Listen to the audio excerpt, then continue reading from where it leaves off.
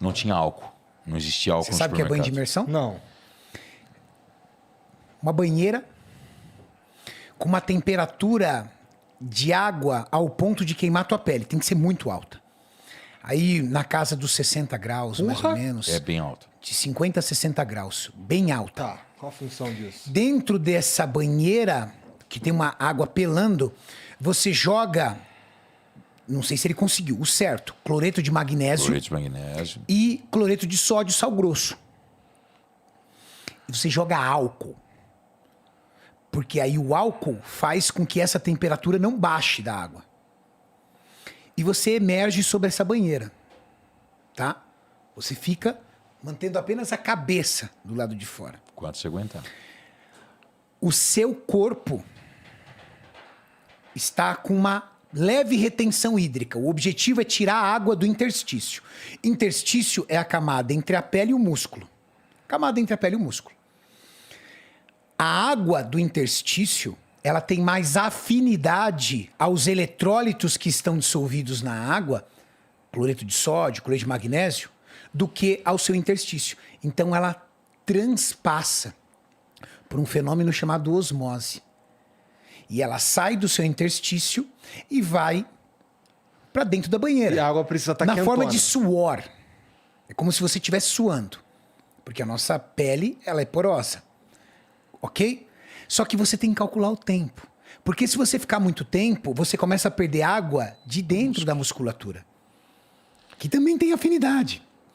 Só que quando você levanta dessa banheira, meu amigo, é uma sensação horrorosa, de desmaio. Horrorosa. Porque é uma reação muito agressiva ao seu corpo. Começando pela temperatura da água. Que é horrível. E em segundo plano, por essa perda de água que você tem, que mesmo que esteja no interstício, o seu corpo não quer perdê-la.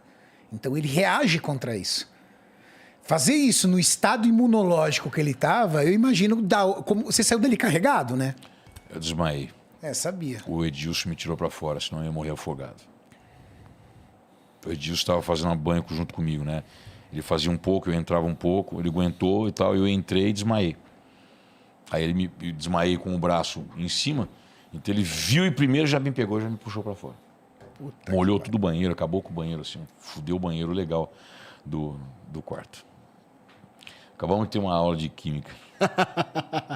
E aí De foi... química. Isso daí, um pouquinho tempo antes do evento em si. É. O quê? Uns dias? Não, isso foi na quinta-feira, no campeonato era no sábado. No sábado. Na quinta-feira foi o último dia de carbo zero. E eu ainda, na sexta, eu ainda segurei. Carbo zero é sem comer nenhum tipo de carboidrato mesmo, é só proteína, só frango e ovo. E whey. Era só o que eu comia, né? Uma salada, alguma coisa assim, mas carbo zero. Para tentar tirar o máximo possível de glicogênio que foi colocado com o glicose na veia.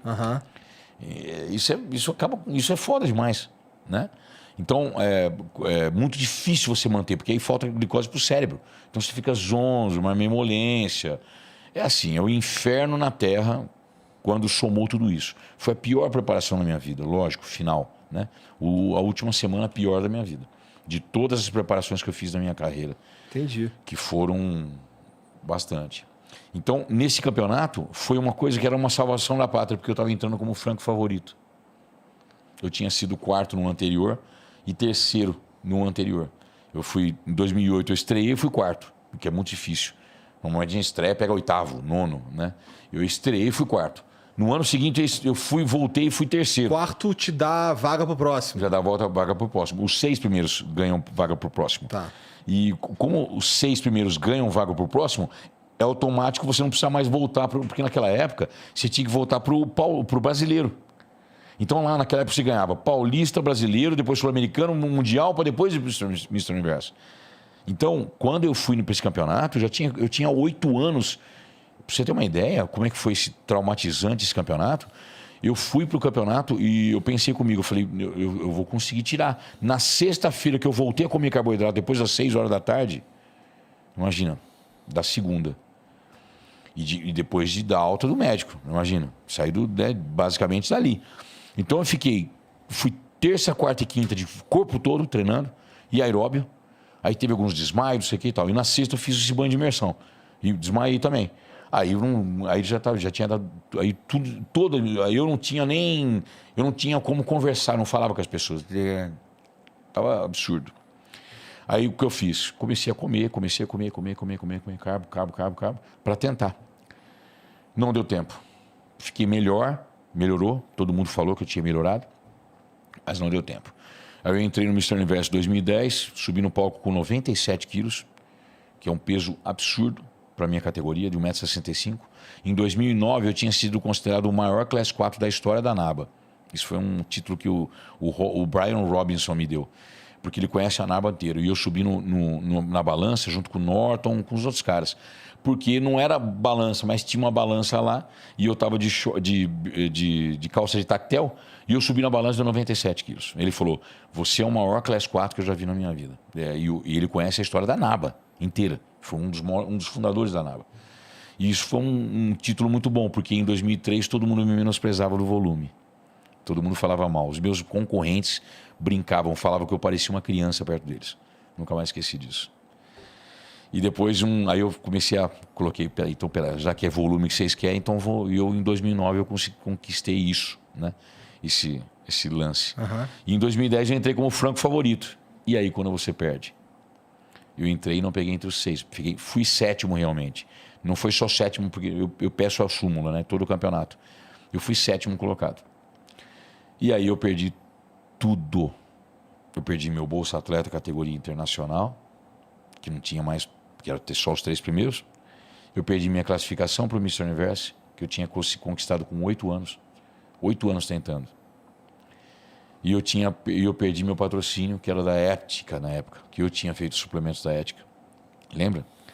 Tinha a Ética de Ribeirão Preto, da Ouro Fino.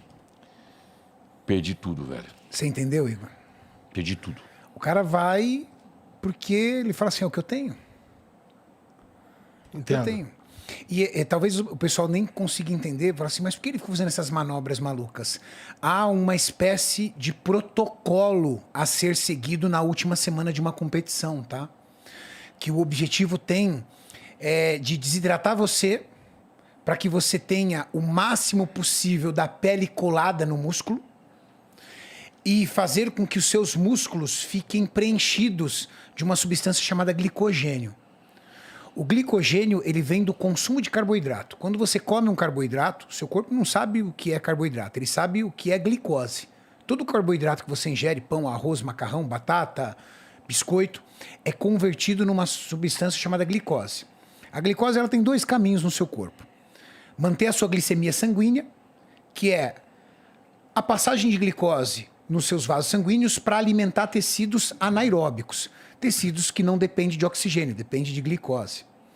E no tecido hepático, no nosso fígado, a formação de uma outra substância chamada glicogênio, que preenche a nossa musculatura. Ela entra na nossa musculatura e ela é responsável pelo quê?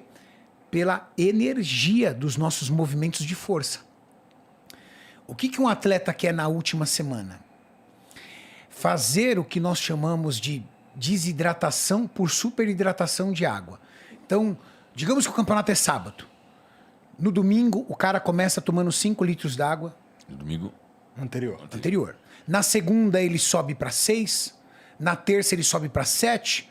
Na quarta, ele sobe para 9 litros d'água. É muita água.